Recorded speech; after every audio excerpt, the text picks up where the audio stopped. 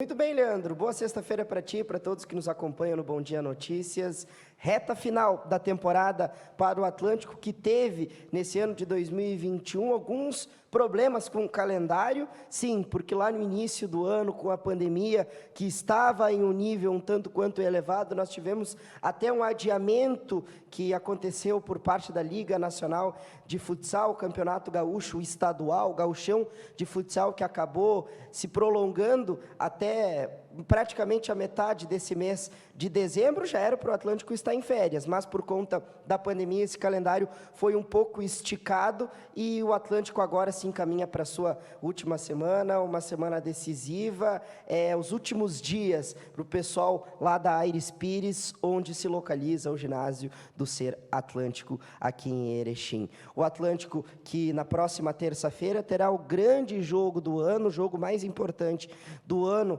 até aqui, porque depois de eliminado na Liga, diante dessa mesma CBF, o foco passou a ser o estadual. Não que não fosse, até havia uma intenção por parte dos jogadores e também o desejo da comissão técnica em conquistar esse título de forma invicta, o que não aconteceu por conta da derrota do Lagoa, diante do Lagoa, no primeiro jogo, e o Atlântico acabou perdendo, mas apenas uma partida. Isso não faz absolutamente nenhuma diferença diante da campanha absurda que o Atlântico fez até aqui.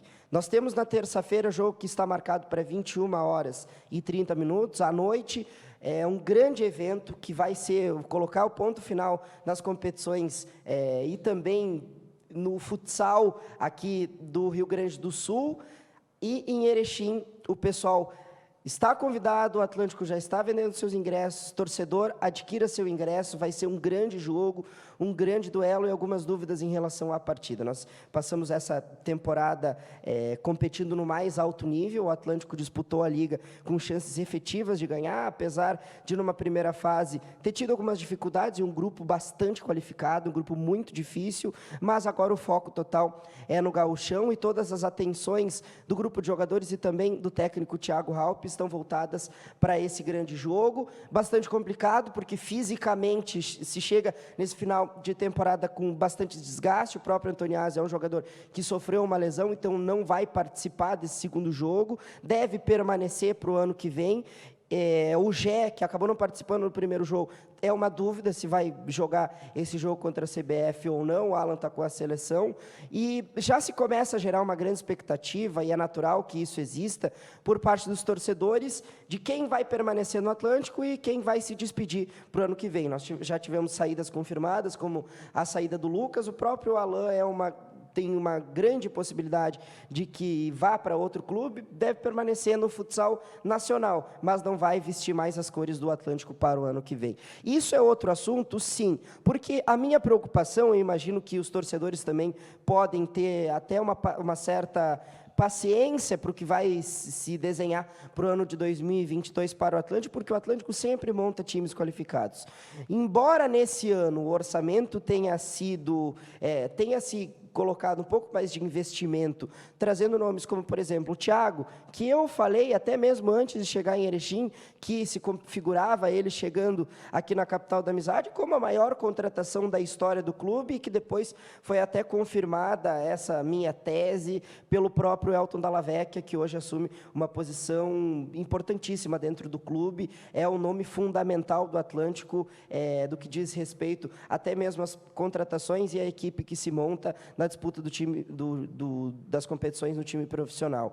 O goleiro Thiago, que se demandou um grande investimento, e também nomes como, por exemplo, o Gé, que é multicampeão nacional e é um pivô, querendo ou não, dos melhores do país e quiçá do futsal, claro, já esteve na sua melhor fase, mas mesmo assim continua sendo absolutamente decisivo e importante para essa caminhada do técnico Thiago Halpe. Inclusive, o Halpe é um nome que eu gostaria muito da sua permanência, porque se deu até alguma oportunidade para o Giba, que ficou 3 anos aqui em Erechim, e eu gosto muito dessa continuidade no trabalho.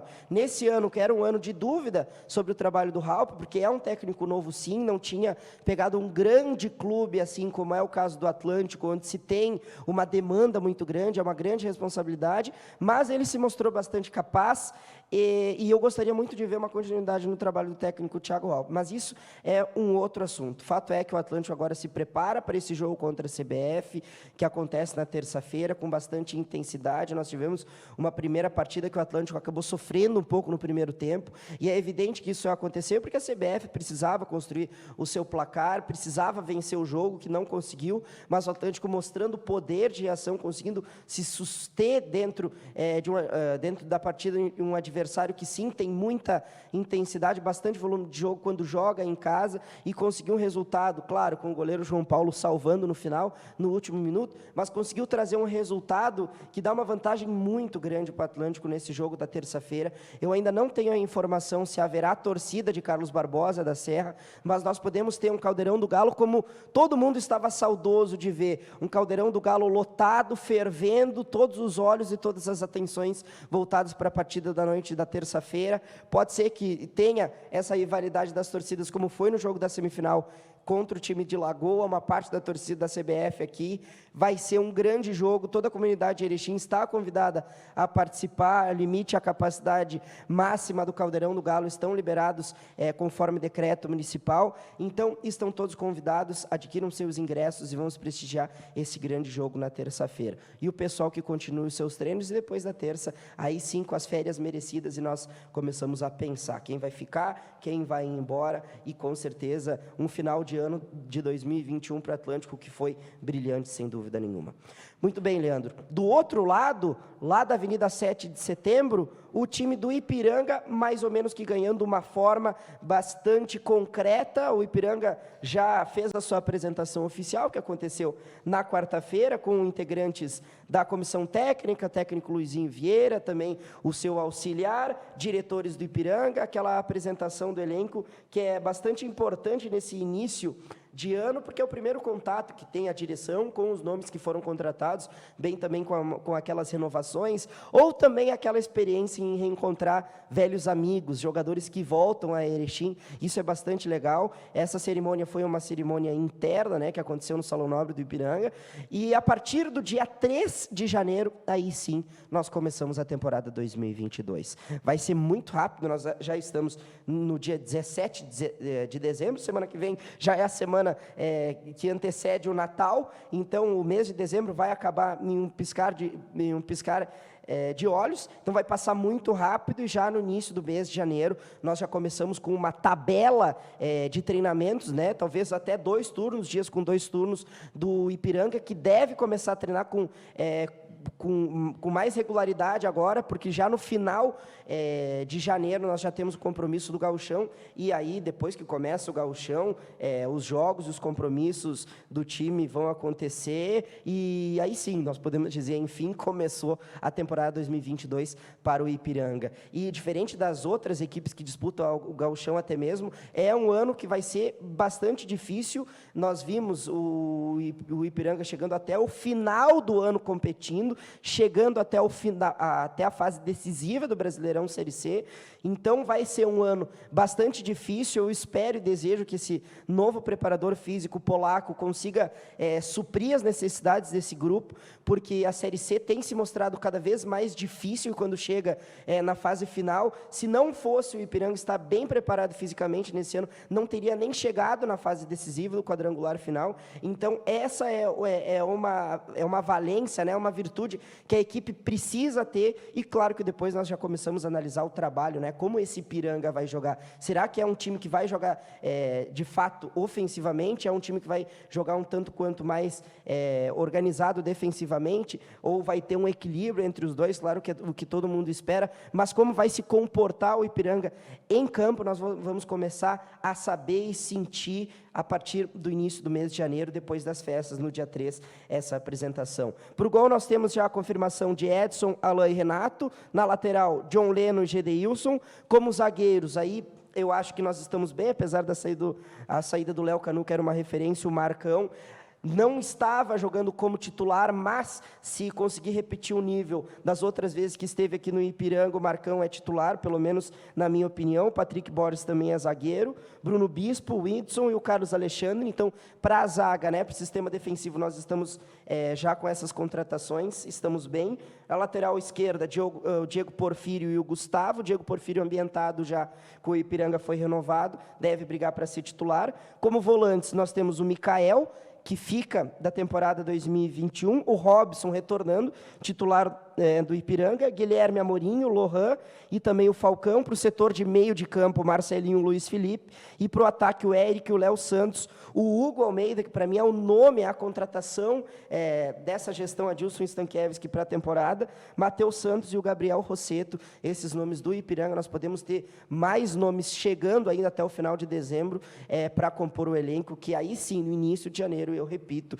no dia 3, o Ipiranga vai com tudo para começar essa temporada, e esperamos que seja com o pé direito. Muito bem, Leandro, no programa Virando o Jogo de hoje, nós vamos falar muito a respeito de Grêmio Internacional, Ipiranga Atlântico, e mais informações sobre o que acontece nessa semana, uma semana tensa.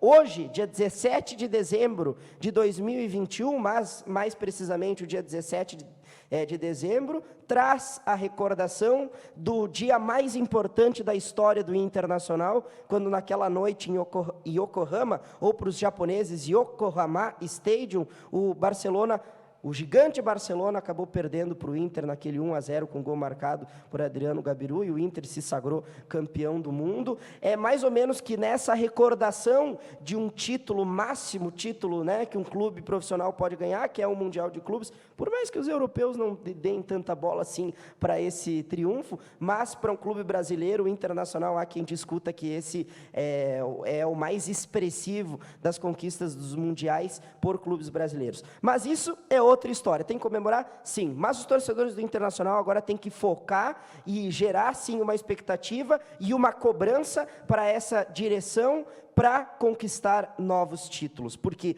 o Internacional está em uma carência já há algum tempo, e um título expressivo, um título do Campeonato Brasileiro. O Gauchão, sim, deve ser uma responsabilidade do Internacional. O Inter tem que ganhar o Gauchão desse próximo ano, de um Grêmio que vai estar disputando a Série B, desmantelado, desorganizado, e até mesmo administrativamente há quem conteste já a gestão Romildo Bolzan do que diz respeito a questões financeiras, porque no futebol foi um fracasso. O Internacional agora vai em busca de um novo treinador, porque Diego Aguirre não faz mais parte da comissão técnica. E se falou em muitos nomes. Ontem eu trouxe a informação de que Roger Machado, sim, estava sendo especulado, o cacique Medina, Alexandre Medina, até como possível substituto do Marcelo Gajardo no River Plate, é um nome que pode surgir, mas a direção do Internacional, por suas convicções, nesse ano optou por um trabalho que se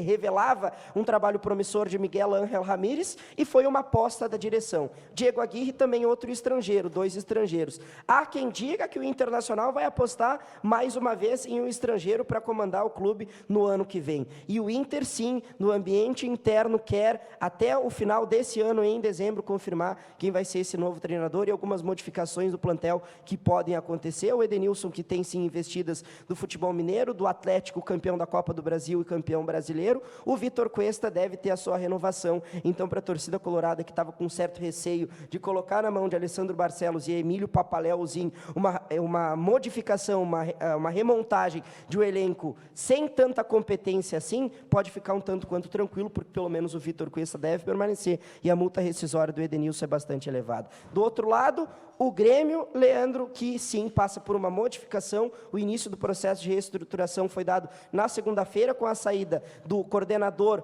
técnico, o Marcelo Oliveira, e também do auxiliar técnico permanente, o Thiago Gomes. E a partir daí as mudanças no elenco, Rafinha, Diego Souza e também Bruno Cortes, que não tiveram seus contratos renovados, mas mais mudanças vão acontecer. próprio Denis Abraão garantiu que vão haver mudanças, e o Douglas Costa é um nome que todo mundo espera que o Grêmio entre em um acordo. No que diz respeito à questão financeira, o Grêmio sabe que não tem como pagar o Douglas Costa, e todo o contexto que envolve o nome desse jogador, que se mostrou uma decepção em campo e principalmente no extracampo, fazem com que a torcida do Grêmio tenha um grande desejo dessa rescisão contratual com o Douglas Costa. Agora resta saber, o Grêmio vai ir em busca de montar um time para disputar a Série B no alto nível e chegar brigando sem nenhuma dificuldade para estar entre os 4 e se classificar e voltar à elite do futebol nacional? Ou vai montar um time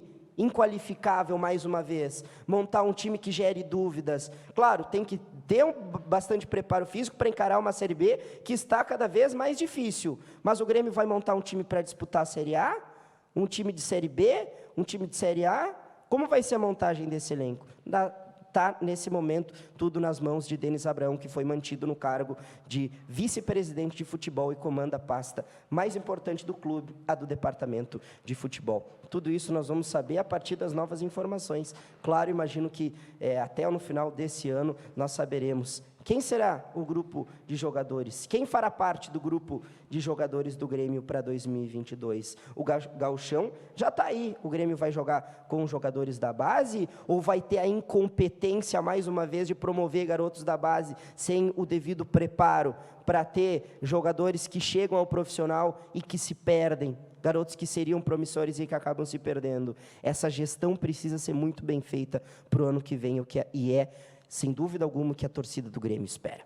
Muito bem, Leandro. Mais informações hoje à tarde no programa Virando o Jogo, nós voltamos a conversar. Um abraço para todo mundo, boa sexta a todos e ótimo final de semana.